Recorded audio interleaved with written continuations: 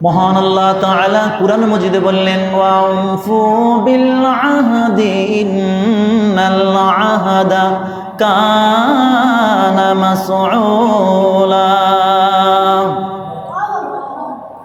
আল্লাহ তাআলা বলেন ওয়াউফু বিল আহদি ইন্নাল আহদা কানা মাসউলা। মহান আল্লাহ তাআলা বলেন তুমি যে ওয়াদা করো সে ওয়াদা তোমাকে রাখতেই হবে। রাখতে হবে এরকম না, রাখতেই হবে। ওয়াউফু বিল আহদি, তুমি যে ওয়াদা করেছ সে ওয়াদা তোমাকে রাখতে হবে, রাখতেই হবে। কারণ এই ওয়াদার ব্যাপারে কঠিন কিয়ামত দিবসে তোমাকে জিজ্ঞাসা করা হবে। এটা ঠিক করো, ভালো হচ্ছে না। আল্লাহ তাআলা বললেন যে আমাদের ওয়াদার ব্যাপারে আমাদেরকে জিজ্ঞাসা করতে হবে। মহান আল্লাহ তাআলা আবার বলেন সূরা মুমিনের ৮ নম্বর আয়াতে বলেন ওয়াল্লাযীনা হুম লিআমানাতিহিম ওয়া আহাদিহিম রাউন।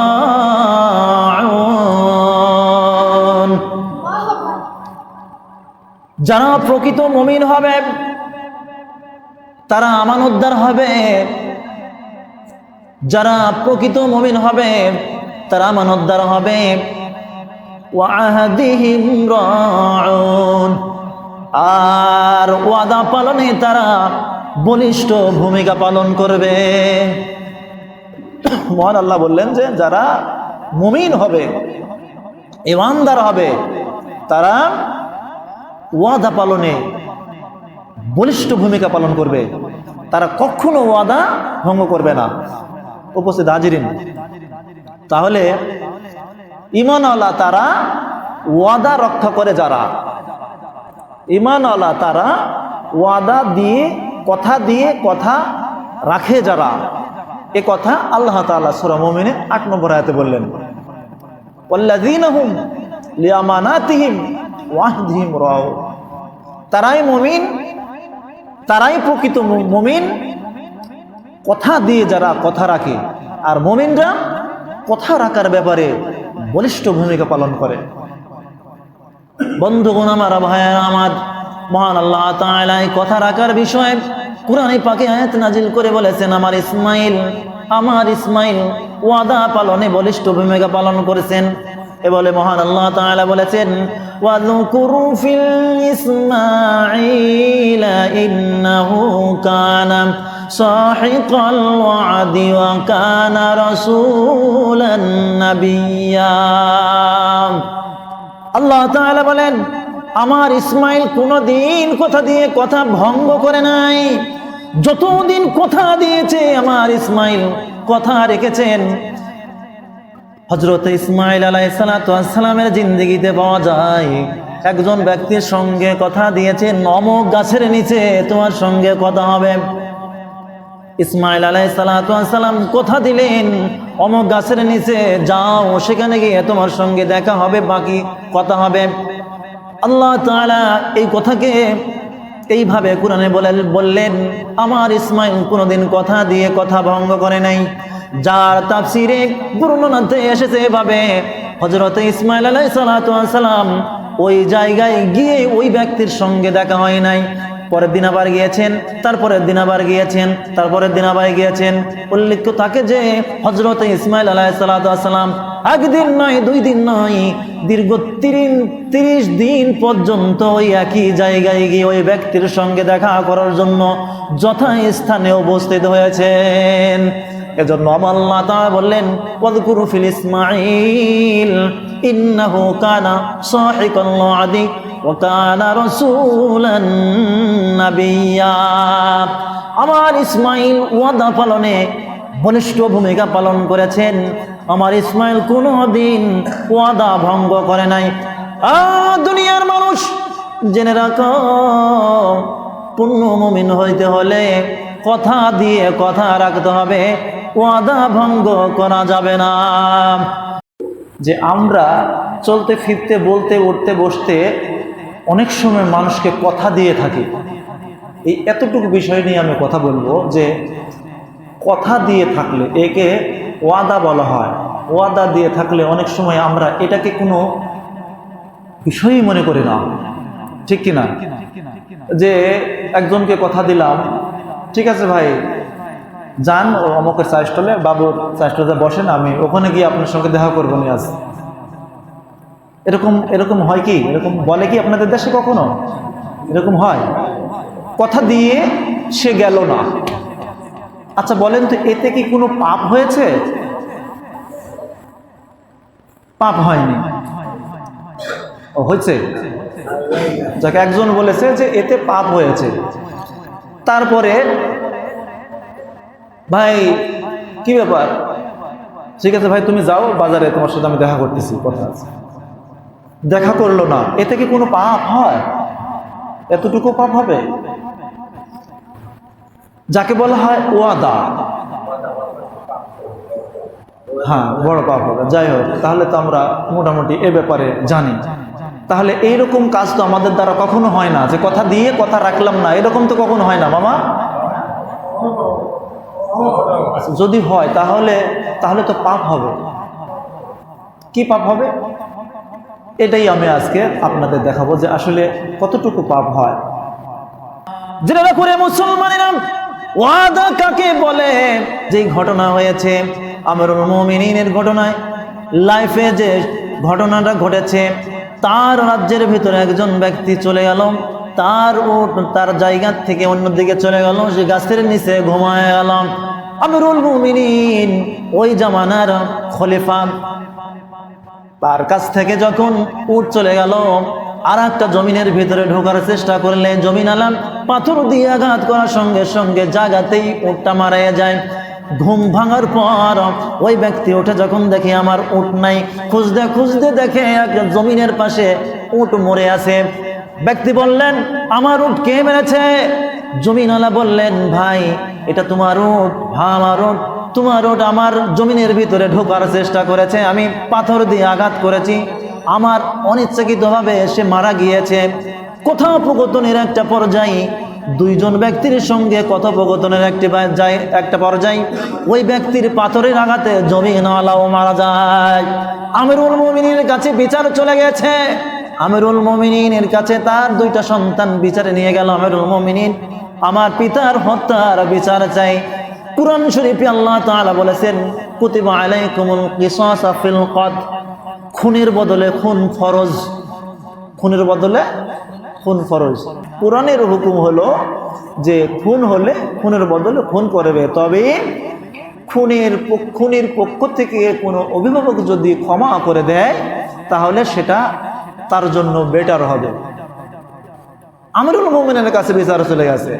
আমিরুল মুমিন বিচার কার্যের একটা পর্যায়ে বলল তুমি খুন করেছো? আমিরুল মুমিনিন আমি তো ইচ্ছা করে খুন করে নাই, আমার এতটুকু আঘাতে সে মারা যাবে আমি জানি না, আমার উট সে হত্যা করেছে, কিন্তু একটা পর্যায়ে আমার হাতে সে খুন হবে আমি এটা ভাবি নাই। যেভাবেই খুন হয়েছে, খুন করেছো, খুনের বদলে খুন, তোমাকে তো আবার খুন হওয়া লাগবে। এটাই তো, খুন হওয়া লাগবে। মৃত্যুর আগে তোমার কোনো চাহিদা আসেনি? শেষ ইচ্ছা কি? আমিরুল মুমিনিন আমার শেষ ইচ্ছা হলো আমাকে একটা দিন অভয় দেওয়া হোক, বাড়িতে যাব, বাচ্চার কাছ থেকে সারা জীবনের জন্য চিরবিদায় নিয়ে আমি আসব, একটা দিনের জন্য আমাকে ছেড়ে দাও। আমিরুল মুমিনিন বললেন চিনি নাই, জানি নাই, কোথায় ঘর কোথায় বাড়ি, কেমন করে ছাড়বো কখনো হতে পারে না, তবে হ্যাঁ একটা কারণে হইতে পারে, তোমার পক্ষ থেকে যদি আজকে এই জায়গায়কেই তোমার পক্ষে মৃত্যুর জিম্মাদার হতে পারে, তাহলেই তোমাকে ছাড়া যেতে পারে, নচেত ছাড়া যাইবে না। ব্যক্তি বললেন ও মুসলমানেরা, আমি ওয়াদা করছি আমি যথা সময়ে ফিরে আসব। আগামীকালকে জুম্মার দিন, জুম্মার নামাজের সময় আমার মৃত্যুদণ্ড, আমি যে মৃত্যুদণ্ড আসামি হয়েছি, মৃত্যুদণ্ড কার্যকর করা হবে। জুম্মার নামাজ পরে ওই মৃত্যুর দণ্ডের সময় আমি হাজির হয়ে যাব। আমার পক্ষ থেকে মুসলমানেরা কে আসো মৃত্যুর জামিনদার হয়ে যাবে? বলেন তো একটা মৃত্যুর আসামির পক্ষে কেউ জামিন নিতে পারে কিনা? কেউ নিতে পারে না, হয় না, সম্ভব না। ইমানদারের জন্য সম্ভব। একজন ইমানদার বলেছেন, আমি যত সময় চলে আসব, আমি কোনোদিন কথার বরখিলাপ করে না, তারপরও কার ধরে কয়টা মাথা, কে এই জিম্মাদার হবে। হাদিসে এইভাবে উল্লেখিত আছে, আজ হযরতে আবু যর গিফারি রাদিয়াল্লাহু তাআলা আনহু বললেন, ও আমি তোমার পক্ষে, অযুবক আমি তোমার পক্ষে জিম্মাদার হয়ে যাব। যাও রে, তুমি তোমার বিবি বাল বাচ্চার কাছে চলে যাও, আমি তোমার পক্ষ থেকে জিম্মাদার হয়ে গেলাম। জবান খুলে বলেন মারহাবা। তো বড় কাজের জিম্মাদার হয়েছে। বর্ণিত আছে এইভাবে, আমিরুল মুমিনিন অভয় দিয়ে দিলেন, ছেড়ে দিলেন, যাও আগামীকালকে জুম্মা নামাজ পড়ে মৃত্যুর কার্যকর করা হবে, মৃত্যুদণ্ড কার্যকর করা হবে। এই সময় যদি তুমি না আসো, আবু যর গিফারির ফাঁসি হয়ে যাবে। আবু যর গিফারিকে বারবার বলা হলো, চিন্তা করে নাও, ভালো করে চিন্তা করে তুমি তার পক্ষে জামিনদার হয়ে যাও। আবু যর গিফারি বললেন, আমিরুল মুমিনিন আমি চিন্তা করে আমি জামিনদার হয়ে গেছি, নিঃসন্দেহে তাকে আপনি ছেড়ে দিতে পারেন। আমিরুল মুমিনিন ব্যক্তিকে ছেড়ে দিলেন, চলে গেল। বলেন তো, এইরকম জায়গায় কথা রাখা এটা কি চারটিখানি কথা মনে করলেন? তার কোনো ঠিকানা জানা নাই, কিচ্ছু জানা নাই। সে যদি না ফিরে আসে, এখানে তো জীবন মরণের হিসাব। আর মানুষ তো সব থেকে বেশি ভালোবাসে তার নিজের জীবনকে, ঠিক কিনা? নিজের জীবনের থেকে আর কাউকে, একটা মানুষ পৃথিবীতে যে যতই বলুক, নিজের জীবনের থেকে আর কাউকে ভালোবাসে না, আগে নিজেকে বাঁচানোর চেষ্টা করে। কিন্তু এরকম একটা জায়গায় মুমিনরা দেখেন, যারা মুমিন তারা দেখেন নিজের জীবনের থেকে ঈমানকে বেশি প্রাধান্য দিয়ে থাকে। যে ঈমানের যত দাম আছে, নিজের জীবনের অত দাম নাই। বন্ধুগণ আমার, ভাইরা আমার, আমিরুল মুমিনিন বারবার আবু যর গিফারিকে বলার পরেও আবু যর গিফারি জিম্মাদার হয়ে গেলেন। পরের দিনে শুক্রবারে সকালবেলা থমথমে অবস্থা, সবাই কথোপকথন শুরু করেছে। আজকে যদি ওই ব্যক্তিটা ফিরে না আসে, আবু যর গিফারির মৃত্যু দ্বন্দ্ব হয়ে যাবে। জুমার নামাজের সময় হয়ে গেল, জুমার নামাজ শুরু হয়ে গেল। আমিরুল মুমিনিন নামাজ পড়লেন, নামাজ শেষ হয়ে গেল। নামাজ পড়ে ওই মদিনার চত্বরে ওই জায়গায় মৃত্যুদণ্ড কার্যকর করা হবে। আবু যর গিফারিকে জায়গায় এনে হাজির করা হলো। আমিরুল মুমিনিন সমস্ত মদিনাবাসীদের চোখে কান্না, সমস্ত মদিনাবাসীর চোখে পানি। তারা কান্নাকাটি করছে, হারে নির্দোষী একটা মানুষের জীবন চলে যাবে, জানা নাই শোনা নাই, কার কথা রাখার জন্য কার উপরে বিশ্বাস করে জিম্মাদার হয়ে গেল। আমিরুল মুমিনিন সমস্ত প্রস্তুতি নেওয়া শেষ হয়ে গেছে, এইবার মৃত্যুদণ্ড কার্যকর করার জন্য আদেশ দিবেন। এমন সময় আমিরুল মুমিনিন বারবার রাস্তার দিকে তাকায়, বারবার রাস্তার দিকে তাকায়। ইচ্ছা নাই, তারপরও খোদার হুকুম পালন করার জন্য কথা রাখতে হবে। আমিরুল মুমিনিন তো ওই রকম কোনো মানুষ নয়, নিজের জীবন চলে যাবে, খোদার কোনো হুকুম নড়চড় করতে দেবেন না। বারবার রাস্তার দিকে তাকায়, দূর থেকে তাকায়া দেখে ধুলা উড়াইতে উড়াইতে একটা ঘোড়া ছুটাইয়া কে যেন আসছে।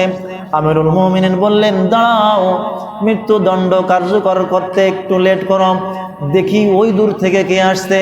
তাকায়া দেখে ওই যে কথা দিয়েছেন ওই ব্যক্তি যথা স্থানে হাজির হয়ে গেছেন।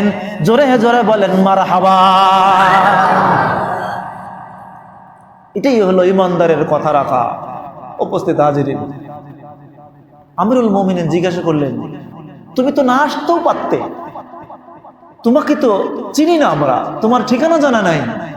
চিন্তা করেন যে এরকম যদি হইতো যে আমি না গেলে কি হচ্ছে, আমার ভোটার আইডি কার্ড অন্য জায়গায় আছে, ঠিকই খুঁজে বের করবি, তাও তো নাই, কিচ্ছু জানা নাই।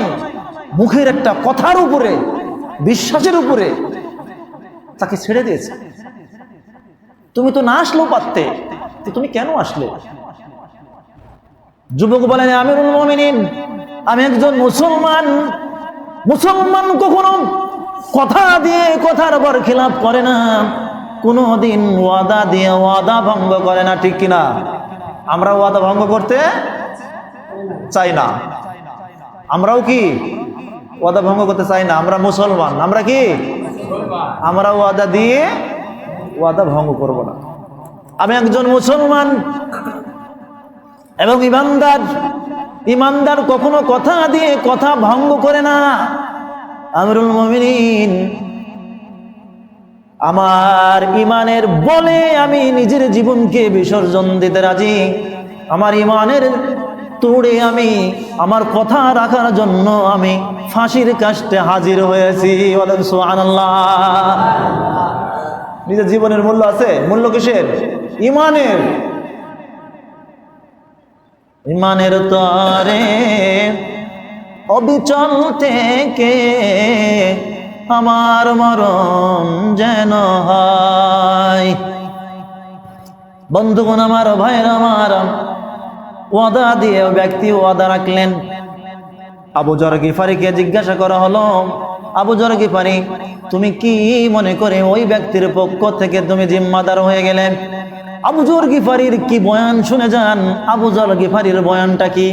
আবু যর গিফারি বলে, চিনে নাই, জানা নাই, যতই হোক তাকে চিনি জানিনি, কিন্তু সে একজন মুসলমান। হাজারো কাফের এই জায়গায় উপস্থিত আছে। আজকে যদি একজন মুসলমান ভাইয়ের পাশে যদি আমি না দাঁড়াই এবং কোনো মুসলমান যদি না দাঁড়াই, কাফেরেরা তারা আঙ্গুল তুলে বলবে, মুসলমানরা কত নির্দয় রে, একজন ভাইয়ের পক্ষ থেকে কেউ জিম্মাদার হতে পারলো না। তাদের ইমানের বলই নাই, তাদের ইমানের কোনো দামই নাই। দেখ, একজনও তাদের পক্ষ থেকে কেউ জিম্মা হতে পারলো না। তাদের নিজেদের এই ব্যাপারে তাদের নিজেদের কোনো বিশ্বাস নাই। কাফেরেরা এই আঙ্গুল উঠাইয়া এ কথা বলবে, এজন্য আমার জীবনকে বিসর্জন দিয়ে আমি আমার আর একজন মুসলমান ভাইয়ের পক্ষে আমি মৃত্যুর জিম্মাদার হয়ে গেছি। সুবহানাল্লাহ বলে। এইরকম ইমানদারেরা জান্নাতে যাবে না, আমরা যাবো জান্নাতে? জান্নাতে যেতে হলে এইবার এরকম ইমান তৈরি করা লাগবে না। আল্লাহ তাআলা আমাদের সবাইকে তৌফিক দিন। ওই ব্যক্তি বলল যে আমি আমার কথা রাখার জন্য এসেছি, আমার জীবন থেকে আমার ইমানের দাম বেশি, আমার কথা রাখার দাম বেশি।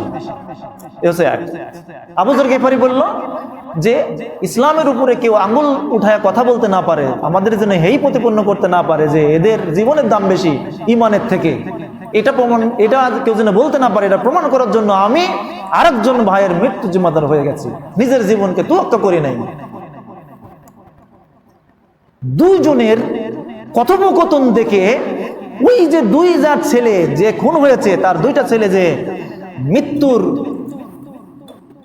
যে কেস নিয়ে আসছে, মৃত্যুর যে দাবি নিয়ে আসছে, যে বিচার আমিরুল মুমিনের কাছে চাইতে এসেছে, ওই দুইজন ব্যক্তি ছুটে এসে বলছে, আমিরুল মুমিনিন, আমাদের কিছু কথা আছে। কি তোমাদের কথা? একজন জিম্মাদার হয়েছে, আসামি চলে আসছে, এখন তার ফাঁসি হবে, শেষ।